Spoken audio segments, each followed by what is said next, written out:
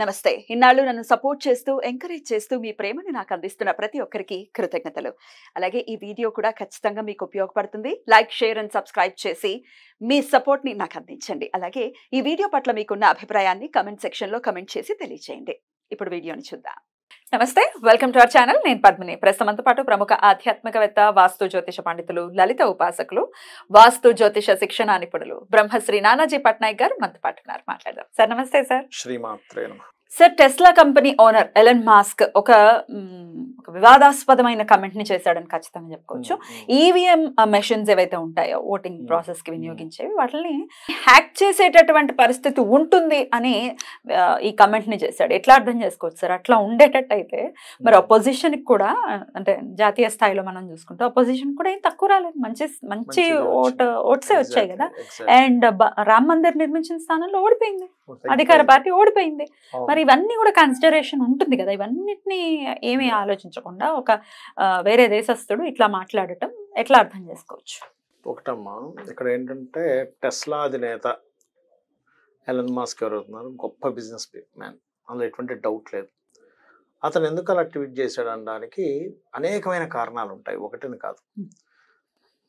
మీరు ఇందాక అన్నట్టుగా నిజంగా గనక ఈవీఎంని గనక హ్యాక్ చేసుకునే పరిస్థితే ఉంటే చక్కగా 400 తెచ్చుకోవచ్చు శుభ్రంగా. అదేవిధంగా మన చేతిలోనే ఉంటుంది. అదేవిధంగా ఇక్కడ జగన్ పరిపాలన ఉంది, ఆయన చేతుల్లో అన్ని ఉంటాయి. ఆయనే గెలుచుకోలా చేసుకో. 11 రావడం ఎందుకు? మరి చంద్రబాబు నాయుడు గారికి ఏమీ లేదు సపోర్ట్, అప్పటికి పరిస్థితి బాగాలేదు. జగన్ గారు కూడా ఆశ్చర్యపోయారు, ఏమైపోయారు రైతులు, ఏమైపోయారు నా అన్నజనులు, ఏమైపోయారు, ఇట్లా రకరకాలుగా. లాస్ట్ టైం కూడా 5 years బ్యాక్ ఎలక్షన్ జరిగినప్పుడు కూడా ఇలాగే అన్నారు. ఏమన్నారు? జగన్ ఈవీఎం హ్యాక్ చేశారు అన్నారు. ఇప్పుడేమో చంద్రబాబు నాయుడు గారు ఎవరు గెలుస్తాడు హ్యాక్ చేశారు, నేను పోటీ చేస్తే మీరు పోటీ చేసినా మీరు హ్యాక్ చేశారు అంటారు. అంత ఈజీగా? లేకపోతే అది అసలు అయ్యే పరిస్థితి ఉంటుంది? అదేంటంటే దానికి ఇంటర్నెట్ కనెక్టివిటీ ఉండదు హ్యాక్ చేయడానికి. ఫస్ట్ అన్ని అంత సూక్ష్మంగా దాన్ని తెలుసుకుంటే ఇంటర్నెట్ యాక్సెస్ అనేటువంటి దానికి ఉండదు actually. First point number 1. American related EVMs కి ఉంటుంది, దీనికి ఉండదు అని చెప్పడం జరిగింది. మన ఇండియన్ ఉండదు. ఇంకోటి ఏంటంటే టెస్లా అధినేత ఎందుకు చేశాడు? ఆయన ఫస్ట్ ఇండియన్ కాదు. కెనడా, ఆస్ట్రేలియా, ఆ 3 countries కి సంబంధించిన సిటిజన్షిప్ ఉన్న వ్యక్తి అతను. ఇండియన్ సిటిజన్షిప్ కాదు, ఇండియన్ సిటిజన్ కాదు అతను. ఆయనకి ఏం పోయింది? జనాల మీద అతనికి ఏమి ఇష్టం గానీ ఏమి ఉండదు, అసలు ఇక్కడ పరిస్థితులు ఎలా ఉంటాయి కూడా తెలియదు, సంబంధం ఉండదు. ఆయన అట్లా చేయడానికి నేను అనుకోవడం అయితే 2 కారణాలు. ఒకటి, ఫస్ట్ లో అతను ఇక్కడ టెస్లా కార్స్ రిలేటెడ్ సంబంధించిన పెడతా అన్నప్పుడు పర్మిషన్ ఇవ్వలేదు బీజేపీ గవర్నమెంట్. ఎందుకు ఇవ్వలేదు అంటే అతను ప్రొడక్షన్ ఇక్కడ పెట్టనన్నాడు. ప్రొడక్ట్ ఏదైతే తయారీ ఉంటుందో ఇక్కడ పెట్టనన్నాడు. ఇక్కడ పెట్టినప్పుడు ఇక్కడ జనాలకి రావుగా, ఉద్యోగాలు రావుగా, పైగా కాస్ట్ కూడా ఎక్కువైపోతుంది. ఇక్కడ పెట్టుకుంటే మనకు ఉద్యోగాలు వస్తే తక్కువ రేటుకి వస్తుంది. ఇక్కడ ఇప్పుడు ఏదైనా ఒక గవర్నమెంట్ ఒక ఇక్కడ ఉండేటువంటి వాళ్ళకి ఉపాధి కల్పించడానికి ఇస్తుంది పర్మిషన్ అనేది. ఒప్పుకోకపోతే అప్పుడు ఆయన ఏం చేశాడంటే, సరే ఇక్కడే నేను మిషనరీ పెడతాను అన్నప్పుడు అప్పుడు ఒప్పుకుంది, అప్పుడు ఓకే చేసింది. ఎందుకు ఇక్కడ వాళ్ళకి వస్తుందని అప్పుడు గవర్నమెంట్ ఓకే చేసింది. అందువల్ల కూడా అతను అలాంటి ట్వీట్ చేయడం జరిగింది. ఒకటి. ఇంకోటి ఏంటంటే ఇప్పుడుండే గ్రహస్థితి రాహు మీనంలో మనం చెప్పుకున్నాం. కొంచెం ఈ మన అంటే నార్త్ వాళ్ళు వాళ్ళ సిద్ధాంతం పరంగా వాళ్ళు రైట్ అనుకొని అట్లా ముహూర్తాలు పెట్టేసుకుంటారు. కొంచెం మన ఎవరైతే ప్రధానమంత్రి గారు చేసిన ముహూర్తంలో కొంచెం మనకి పంచగ్రహితంలో చిన్న దోషం ఉంది అని చెప్పుకున్నాం. దాని ప్రభావం కూడా ఉంటుంది. జరగలేదు. అందువల్ల కూడా కొంచెం మాటికి మొన్నటి దాకా నిట్ సంబంధించినటువంటిది ఇష్యూస్ వచ్చాయి. దాని తర్వాత ఈ ఇష్యూ అని చికాకులు వస్తూ ఉంటాయి. ఈ ముహూర్తానికి సంబంధించింది దాదాపు ఒక 1 year వరకు ఉంటుంది ప్రభావము. ఉంటుంది. అయితే అదిగాక ఇప్పుడు ఇది కాకుండా ఇప్పుడు ప్రెసెంట్ నడుస్తున్నటువంటిది ఏదైతే మనకి ఈ సంవత్సరం క్రోధినామ సంవత్సరం అయింది. ఎవరో ఒకడు ఏదో క్రోధంతో ఏదో ఒక మాట అనడం, ఏదో ఒక ట్వీట్ చేయడం, ఏదో ఒక దాన్ని పట్టుకొని జనాలందరూ దాని మీద ఇది చేయడం, ఇట్లాంటివి ఉంటూ ఉంటాయి. అలాగే శనికుజులు కూడా పరస్పరం వీక్షించుకుంటున్నాయి.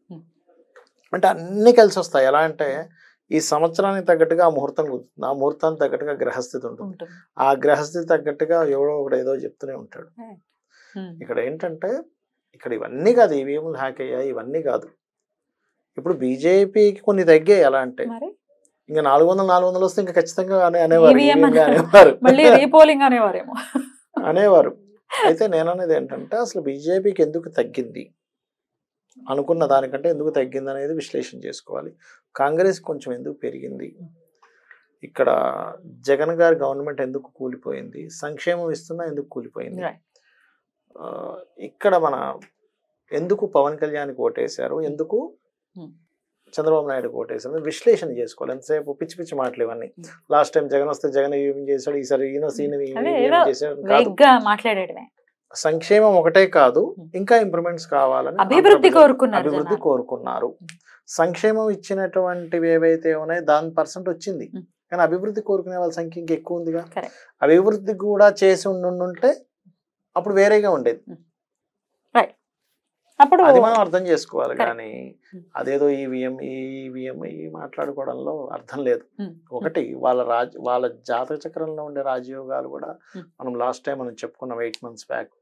ఏమంటే ఇక్కడ కుజుడు మారాడు, ఈయన యోగాన్ని ఇస్తున్నాడు.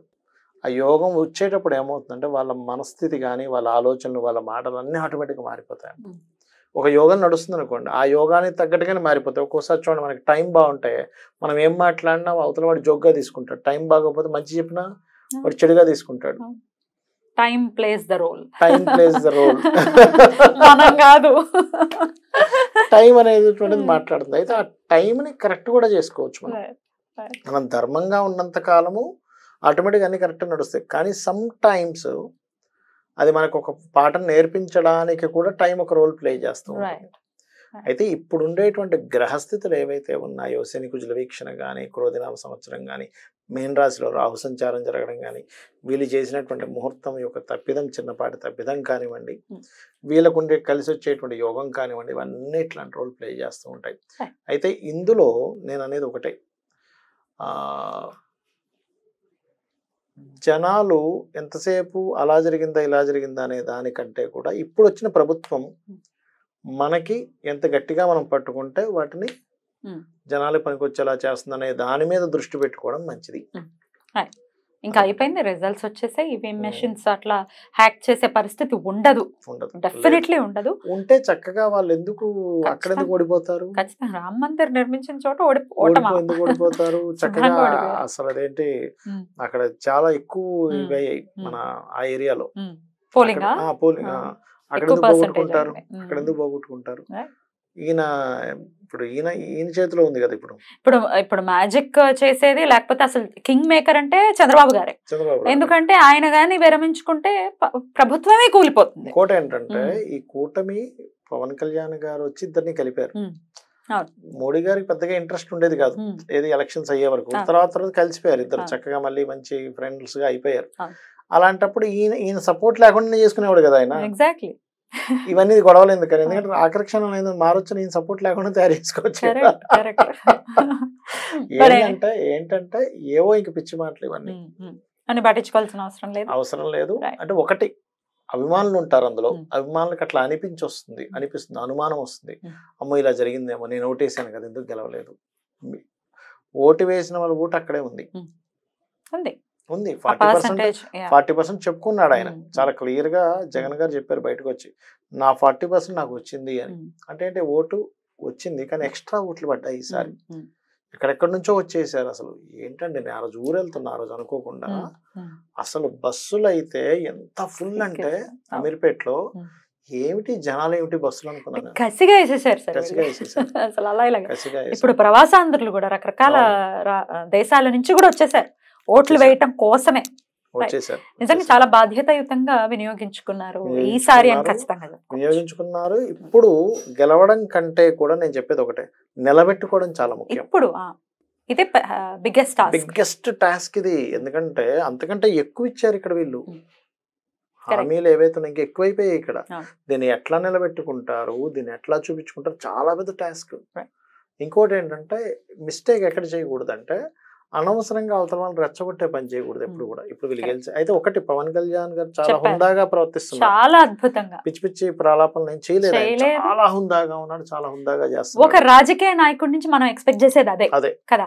ఇట్లా మీ కక్షలు తీర్చుకోవడానికి కార్పణ్యాలు చూపించడానికి ఏదైనా రౌడీజమా? రాజకీయం కదా.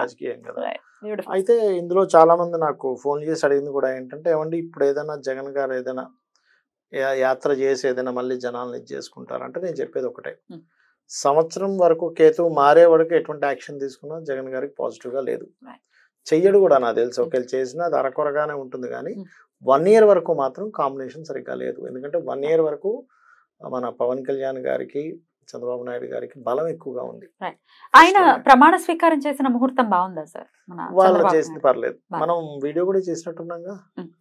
చంద్రబాబు నాయుడు గారిది చేసింది అంత అంటే చిన్న చిన్న నిందలు ఉన్నాయి, మోదీ గారి కంటే ఇది బెటర్ గా ఉంది చెప్పాలంటే, కొంత బెటర్ గానే ఉంది చెప్పాలంటే. Beautiful sir. డెఫినెట్ గా రకరకాల మాటలు, రకరకాల ఒపీనియన్స్ వస్తాయి.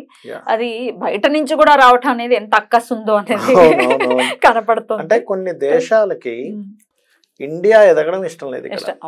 ఆబ్వియస్లీ ఇండియా ఒక పెద్ద దేశంగానే ఉండిపోవాలి, ఇండియా ఎక్కడ ఎదగకూడదు. ఎదిగితే మన యొక్క ఇది కోల్పోతుంది. దేశాల దాకా ఎందుకమ్మా, కొన్ని మనం రిలేషన్స్ లో చూస్తుంటాం చూసారా, ఒక కుటుంబం ఎదుగుతుందంటే వీళ్ళు తట్టుకోలేకపోతుంటారు, వీళ్ళు పెట్టిదే ఉండదు అక్కడ, వీళ్ళు జేబులోంచి పెట్టేదే ఉండదు. అలా ఎలా అయితే ఒక కుటుంబం ఎదుగుతుందంటే ఇంకో కుటుంబం వాళ్ళ అన్నదమ్ములు అక్కచెల్లెలు ఎలా అయితే ఈర్షపడతారో, ప్రపంచ దేశాలకి ఇండియా ఎదగడం ఇష్టం లేదు.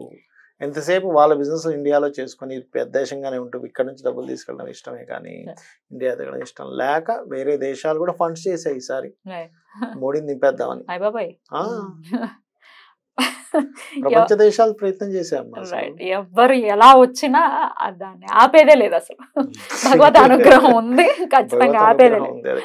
ఒకటి ఏ నాయకుడు వచ్చినా మనకి ఏంటంటే ఇండియాని డెవలప్ చేసే వాళ్ళు రావాలని మనం కోరుకునేది. అక్కడ మోడీ కావచ్చు, ఇంకోళ్ళు కావచ్చు, రేపు పొద్దున ఎవరైనా ఇండియాని డెవలప్ చేసే వాళ్ళు కావాలి. అద్భుతం సార్, చాలా చక్కటి అనాలిసిస్ ని తెలియజేశారు. Thank you. నమస్తే. శ్రీమాత్రే నమః.